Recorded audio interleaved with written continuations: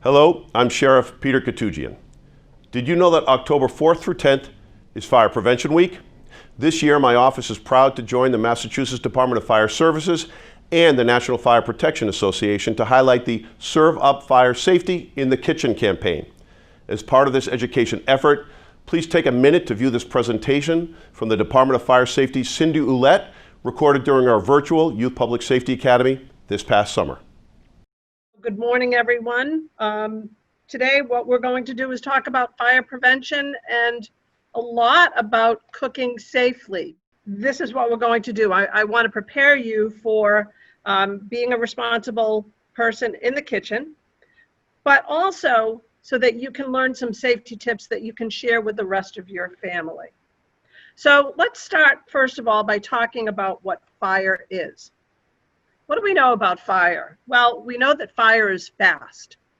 Fire can grow quickly, very, very quickly. All fires start small, but they can grow exponentially. We know that fire is dark, and it's pitch black. We always see on TV that you can walk through fire and not have to worry about it, but it is nothing like that, as firefighters will tell you.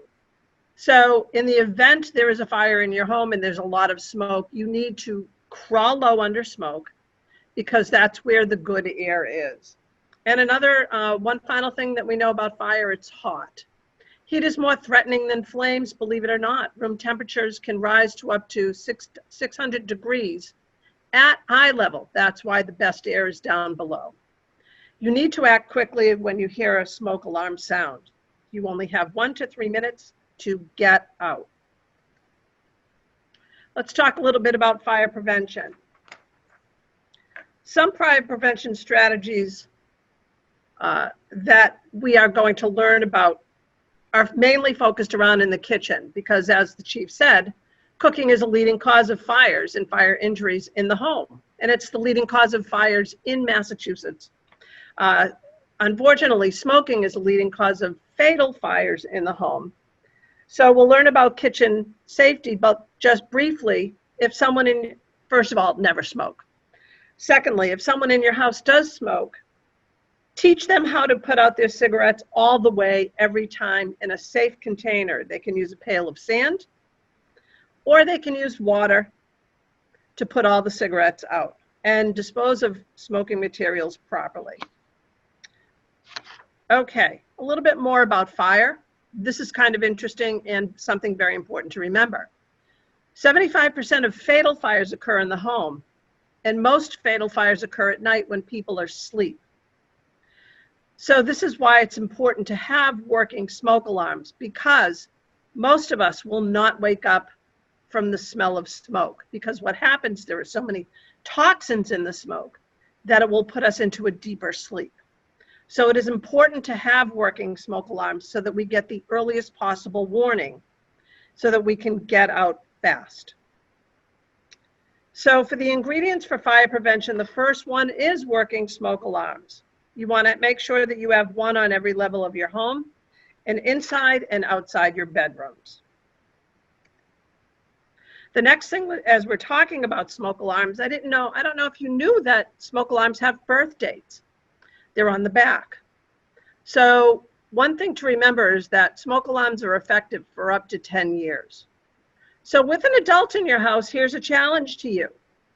Can you take a look at your smoke alarms to find out how old they are? If you look on the back, you see there is a date. So on the one on the picture, it's 2003 and November 17th. Well, how old is yours? If it's more than 10 years old, or it doesn't have a date on it, it means it's time to replace your smoke alarms. Now we have we always remember to change our clocks. Well, we have a saying up at DFS and throughout the state, when you change your clock, check your alarms. You want to make sure that your batteries are working and they're fresh. So we encourage people to change batteries twice a year when you change your clocks. Now, if a smoke alarm is getting old, it may start to chirp when they need new batteries or when the smoke alarm is saying it's time to replace me. So remember that chirp. Hey, this is a great time to take a poll. We're going to give you some questions, and you're going to take an opportunity to answer them and see how well you do. So if we could get that poll question up, here it is. What does the sound of a low battery in the smoke alarm sound like? 3 beeps, a dog growling, a chirp, or a car horn? Put in your answers, kids. See how well you do. So just plug in your answer, and we're going to close the poll in 5, 4, 3, 2, 1. All right, let's see if everybody got the correct answer. Look at that. 76% answered correctly. So the correct answer is chirp. And 3 beeps might sound correct, but no. The smoke alarm, when you test it, will make 3 beeps. But when you hear that chirp, that intermittent beep, that's when it's telling you that a smoke alarm needs to be replaced or the batteries need to be replaced. Okay, great job. The next ingredient in fire prevention is having a practiced home escape plan. Whoops, there we go, sorry. So here's another challenge for you. If you haven't created a home escape plan, you've got some homework. With your family, draw a diagram of your home. Mark 2 ways out of every room and mark where the family meeting place is. And you want to make it away from the house and out front. So it could be a telephone pole, a mailbox, or a neighbor's porch. At my house, our meeting place is the rock as you first come into the driveway. Now the next challenge is to have a family fire drill like at school. Make sure everyone can get out within 1 to 3 minutes. So time it and see how well you do. So here's something important for you all to know. We would love it if you could take a picture of you doing a practice home escape plan or creating a home escape plan with your family or testing your smoke alarm and send it in to the camp address. And for those people who can do that, I will mail out a pot holder just like this with some other information for you. So there's your challenge, smoke alarm and home escape plan drills. All right? Let's continue talking about home escape plans though. So here's your job. Your job is to get out as quickly as possible and to stay outside. Remember, you only have 1 to 3 minutes to get out of your house. So in your home escape plan, you will exit, go to your meeting place, and call 911. If you know that someone's not at the meeting place and you believe that they're still in the house, let the fire department do their job and go in and get them.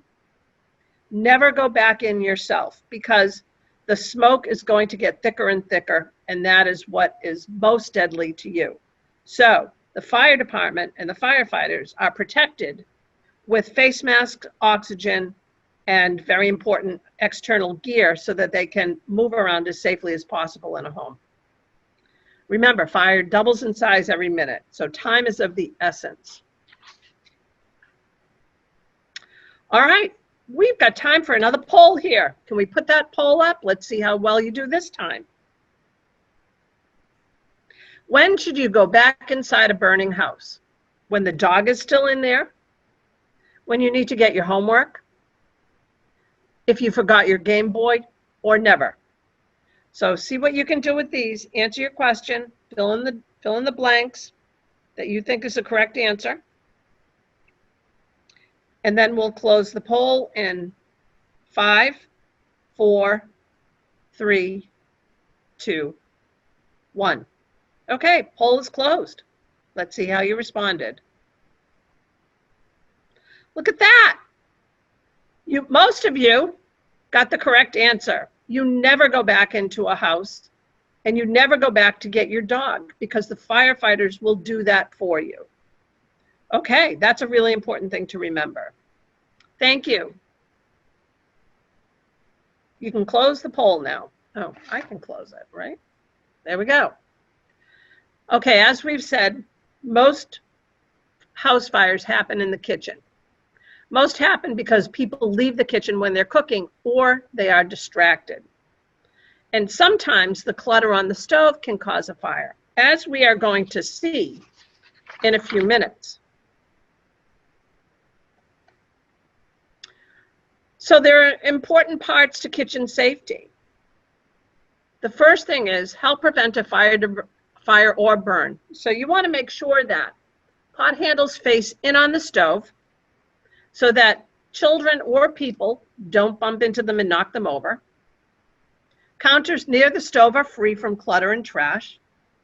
People do not wear loose clothing when they cook. And there is a 3-foot circle of safety around the stove. If there are little kids in the house, help them identify 3 giant steps away from the oven. Those 3 giant steps will be the 3-foot circle of safety so that they know that they cannot go any closer to the stove than 3 feet. Or you could use a tape measure to measure out the 3 feet. And also tell who's ever cooking, or if you're cooking, never leave the kitchen when cooking. Now, what's going to happen if the fire happens on the stove? There are 2 things that you can do. First of all, prevent by standing by your pan. But if a fire happens in a pan, you're going to put a lid on it, turn the stove off, and implement your home escape plan. Don't move the plan. Follow the home escape plan and go out and call 911. If a fire happens in the oven, keep the oven door shut, turn off the oven, implement your home escape plan, and call 911 outside. So always remember, stand by your pan or put a lid on it. Be smart when cooking. You could use a timer to remind you that you are cooking, but there are other things to remind you if you get distracted, someone calls, someone's at the door. There are a few other things that you might be able to do that will help you remember that you are cooking. Okay, let's put up a poll. Here's your last poll. Can we see that poll, please? All right, what else can you do to remind you that you are cooking something? You could ride a bike, keep a wooden spoon in your hand, go watch TV, or play a video game. Okay, folks, I'm going to give you a moment to answer the questions. And we'll close the poll in 5, 4, 3, 2, 1. Okay, poll is closed. Let's see how you did. Excellent job. Keep a wooden spoon in your hand. That reminds you, oh yes, I'm cooking. Okay, close the poll. Now, sometimes that burns happen. Children under 5 are most susceptible to scald burns. But if someone gets a burn, how would you treat it? If your clothes are on fire, you want to get down, stop, drop, cover your face, and roll. But if you burn your hands while you're cooking, run your hand under cool water for 3 to 5 minutes. But don't use ice because it can make it worse. Never use butter or grease on a burn. And for serious burns, call 911 for emergency medical help. These are some of the ingredients for kitchen fire safety. I hope you and your family will stay safe in the kitchen now that you know the ingredients you need to prevent fires.